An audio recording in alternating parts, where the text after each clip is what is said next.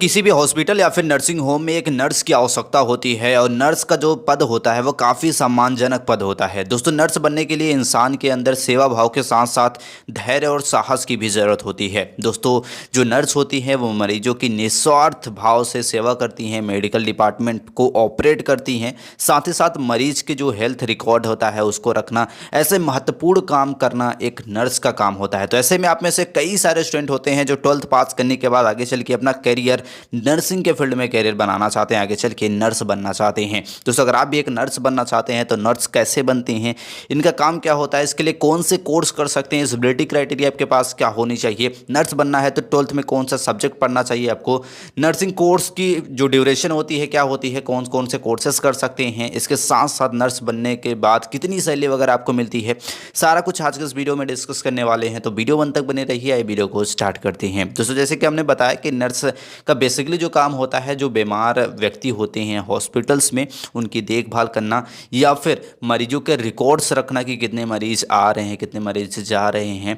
इसके साथ साथ और भी काफ़ी जो इम्पोर्टेंट काम होती हैं, जैसे कि डॉक्टर को ऑपरेशंस के दौरान अगर डॉक्टर को कुछ ज़रूरत है तो उसमें हेल्प करना, ये महत्वपूर्ण काम एक होता है नर्स का। इसके साथ साथ अभी आप स्क्रीन पर देख पा रहे होंगे कि नर्स का बेसिकली काम क्या होता है, जैसे कि रोगियों को देखभाल करना, इसके साथ साथ रोगियों के स्वास्थ्य की निगरानी के रिकॉर्ड्स वगैरह को रखना, दवाओं और उपचार को मैनेज करना।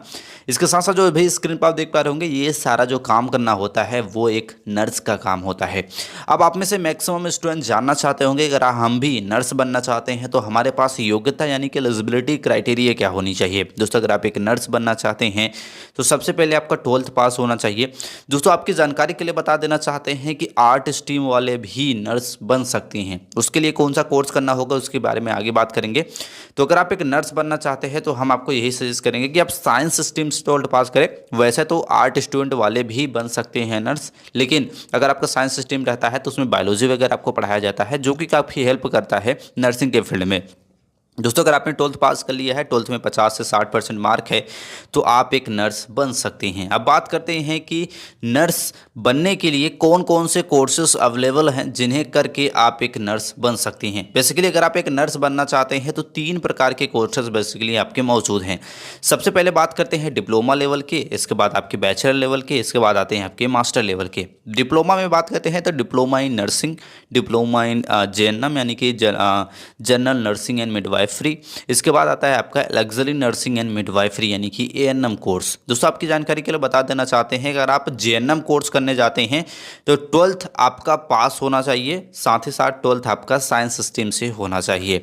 इसके बाद बात करते हैं साइंस स्ट्रीम अगर आपका नहीं भी है फिर भी आप जेएनएम कोर्स कर सकते हैं, क्योंकि ये डिप्लोमा लेवल का कोर्स होता है और इसे मेल और फीमेल दोनों कर सकते हैं। लेकिन अगर आप एएनएम कोर्स करने जा रहे हैं तो वहाँ पे आपका फीमेल होना कंपलसरी होता है। 12th आप किसी भी स्ट्रीम से पास कर सकती हैं।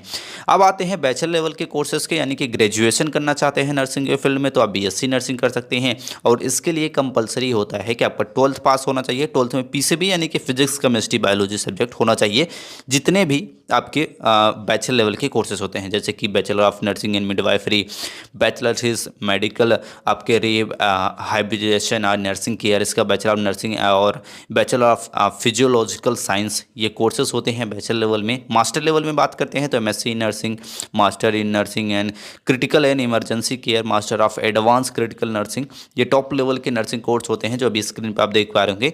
ये कोर्सेज कर सकते हैं। अब मोस्ट इंपॉर्टेंट इन कोर्सों में एडमिशन कैसे मिलता है, कौन से एंट्रेंस एग्जाम वगैरह आप दे के नर्सिंग के फील्ड में अपना कैरियर बना सकते हैं, कोर्सों को कर सकते हैं, उसके बारे में आपको जरूर पता होना चाहिए। अगर आप इसमें एडमिशन लेना चाहते हैं तो इसमें 2 तरीके से एडमिशन होता है। दोस्तों, कुछ कॉलेजेस होते हैं इंडिया में जहाँ पे आपको डायरेक्ट एडमिशन मिल जाता है, बाकी जो मैक्सिमम कॉलेजेस होते हैं वो नीट एग्जाम पे आपके एडमिशन देते हैं। जैसे कि आप बीएससी नर्सिंग करना चाहते हैं तो नीट एग्जाम कंपलसरी होता है, या फिर स्टेट द्वारा खुद के, जैसे कि एनएम या फिर जेएनएम करने जा रहे हैं तो स्टेट द्वारा खुद के एंट्रेंस एग्जाम कंडक्ट किए जाते हैं। एनएम के लिए अलग एंट्रेंस एग्जाम कंडक्ट किया जाता है और जेएनएम के लिए अलग अलग किया जाता है, और उसका जो ड्यूरेशन होता है वो अलग अलग टाइम पे वैकेंसी उसकी निकाली जाती है।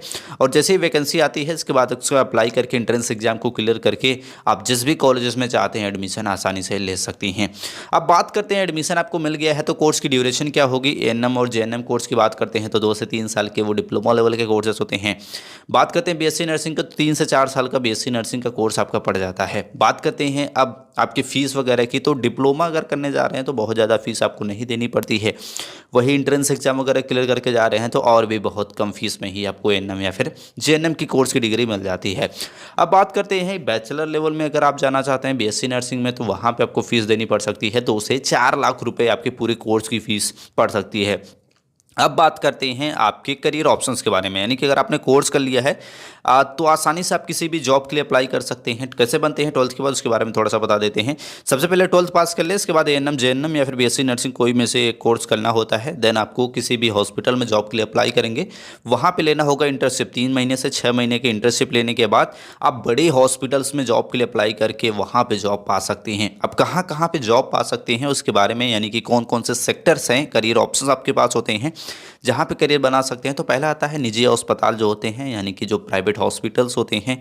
इसके साथ साथ सरकारी अस्पताल जो होते हैं, जो आपके गवर्नमेंट हॉस्पिटल्स होते हैं। प्राइवेट जो क्लिनिक्स होती हैं, सरकारी nursing home, community health centre, rehabilitation centre, इसके बाद rural health care centre, educational institute, corporate group, ये ऐसे कुछ प्लेटफॉर्म हैं, ऐसे कुछ कंपनियां हैं, ऐसे कुछ सेक्टर्स हैं जहां पे आप अपना करियर बना सकते हैं एज ए नर्स की कोर्स करने के बाद।